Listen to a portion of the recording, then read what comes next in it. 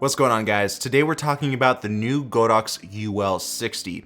A while back, I actually reviewed the bigger brother, the UL150. And what's really unique about the UL series from Godox is that they're completely fanless. So you're gonna get zero noise, zero buzzing, and you're just gonna get a solid light. Now there's a few features about the UL60 that are actually better than the UL150, and we're gonna cover that in today's video. But I do suggest that you check out the UL150 review first before continuing on with this video, otherwise you won't see the upgrades. First things first, you're gonna get a very similar body on the UL60 that we previously saw on the UL150. It's gonna be shorter, a little bit skinnier, but the same build quality and the same size COB that we saw on the 150. We're gonna get approximately half the power output, 60 watts of power compared to 150 watts on the UL150. Now there are minor improvements with the UL60, such as a better quality ballast, hidden antennas built inside to the ballast, and we actually get built-in effects on this light. I'm very curious as to why they didn't include that on the UL150 and why they included it on the UL60, but you know, I'm not going to complain. This is a newer light, so I guess they just wanted to program that into the ballast. But anyway, we're going to get very similar results when it comes down to the CRI and TLCI rating of this light compared to the UL150. We get about 96 CRI, 97 TLCI, and the same color temperature of 5600 degree Kelvin. We get a little over 30,000 lux of brightness, and this thing definitely comes with that beautiful strong yoke that we're used to seeing on the UL150. Everything on this light is high quality. The COB is protected by a plate of glass, and we also get that same included reflector that Godox includes on all of their previous lights. You can see 4 buttons on the ballast here. You have the power button, menu button, effects button, and DMX button. Not much really happens within the menu besides changing the channel and the group so you can hook it up to a wireless remote. And within the effects, you just simply have a few effects like faulty bulbs, storm, lightning, and so on. And then you have the DMX option, which you can easily hook up this light to a DMX board and control it pretty seamlessly with other lights on set. Also on the ballast, they improved the connectors so they lock into place and they won't tug out of the ballast.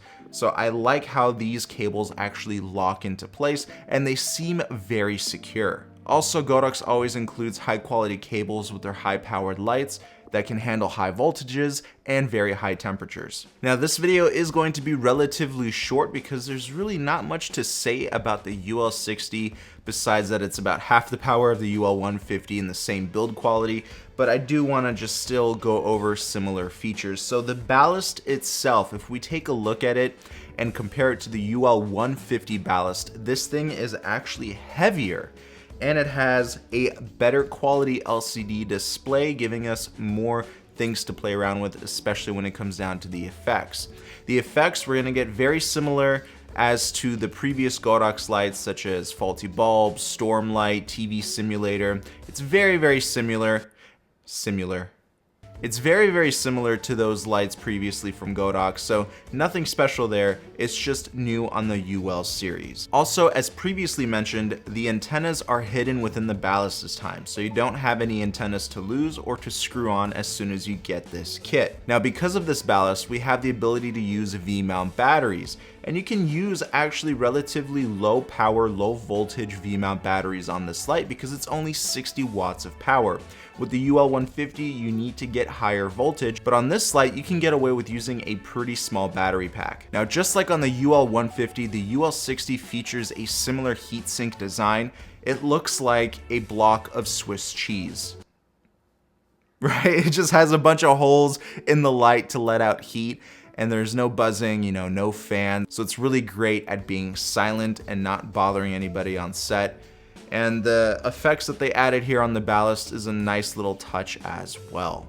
But the question is is this the best light for its price range? Now, another similar light in this price range is the Aputure 200X. You can see the similarities here when it comes down to size, but with the 200X, you get a whole lot of other features, such as it being bicolor, you get more effects, and you get Sidus Link, which actually works phenomenally well. So the question that you should be asking yourself is whether or not you should go with the UL60 or with a 200X from Aputure. And plus, we're actually gonna get more power out of the 200X too. So some of the comparisons that I would probably think about is the build quality. Aputure's body on the 200X is plastic. The UL60 is metal. It's aluminum to be exact. We also have a stronger yoke on the Godox UL60, but we have more effects, more features, more brightness on the 200X, and we have a built-in fan on the 200X, which honestly isn't that loud. You can have it relatively close to the mic and really close to your talent without it, bothering anybody else on set. So the 200X versus the UL60, I would probably go for the 200X. You're gonna pay about 50 bucks more for the 200X, but I do think that the 200X is a better buy. Now, one other caveat with the 200X is that we don't get an included ballast. This ballast is what makes this light super portable. So if a ballast is something that you're really wanting in a light, then I would probably go for the UL60 or perhaps even an Aputure 120D Mark II. It really depends on what you need this light for. Also, if you need an ultra silent light, if you shoot a ton of interviews or if you're shooting on set where it requires dead silence, then you need a fanless light that produces a ton of power. So that's gonna be going towards the Godox UL series. And I think Godox really perfected this series of lights. I think the UL150 would be probably a better fit for most people, but again, it's gonna cost a lot more. So overall, guys, it really depends on what you're shooting and how you're shooting it and what you want from a light.